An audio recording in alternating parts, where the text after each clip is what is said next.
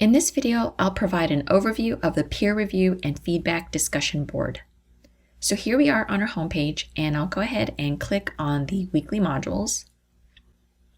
Recall that I have two Airbnb research project modules at the top here.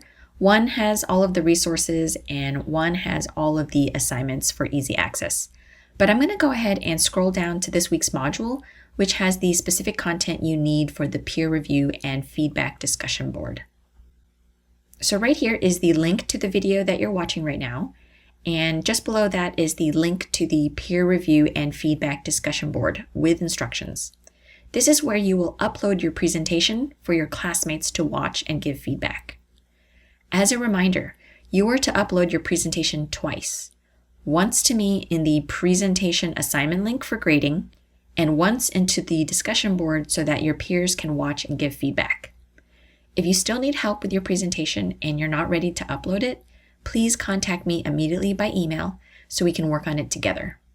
Let's go ahead and look at the peer review and feedback discussion board. So at the top, I've included a link to the same video if you need to rewatch it, and then here are the instructions. For this specific discussion board, I've put students into groups of 4. You need to upload your presentation by Thursday, and only those in your group can see your presentation. So the expectation is that everyone will watch 3 presentations, which are about 5 to 7 minutes long each. This should be manageable since you're only watching a few presentations, and more importantly, as you watch these presentations, you will give feedback based on the questions below here by Sunday. These dates are structured to give everyone time to watch and give feedback. The reason why this discussion board is incorporated into the project is that it's good practice to be critical of data being presented to you. So this will give you a chance to act as if you were a decision maker in a business being presented information. You'll want to ask yourself, how accurate is the data? Where did it come from? Does it look like it was set up properly? Is it trustworthy?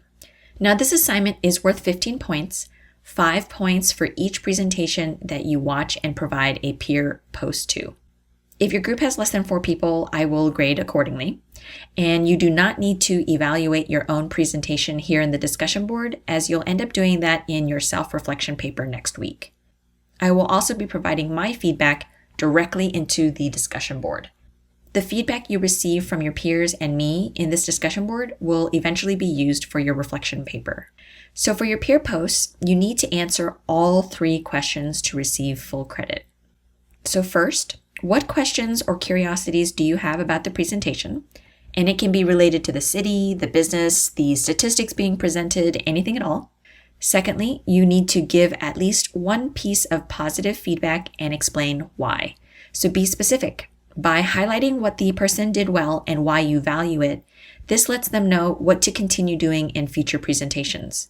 This also reminds yourself about what you could do to make your own presentation better. And then the third item is to give at least one suggestion for improvement and explain why.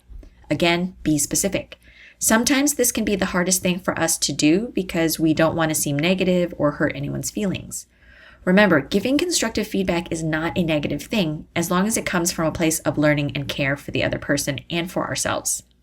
There's always something that could be improved upon. So be critical, be helpful, offer that suggestion for improvement. Remember to be respectful when giving feedback. Giving good feedback will help your peer have something to write about in their reflection. So the more feedback we give each other, the easier it is for us to write our reflections on our learning at the end of the course. If you have any questions at all, please email me or stop by my office hours to discuss.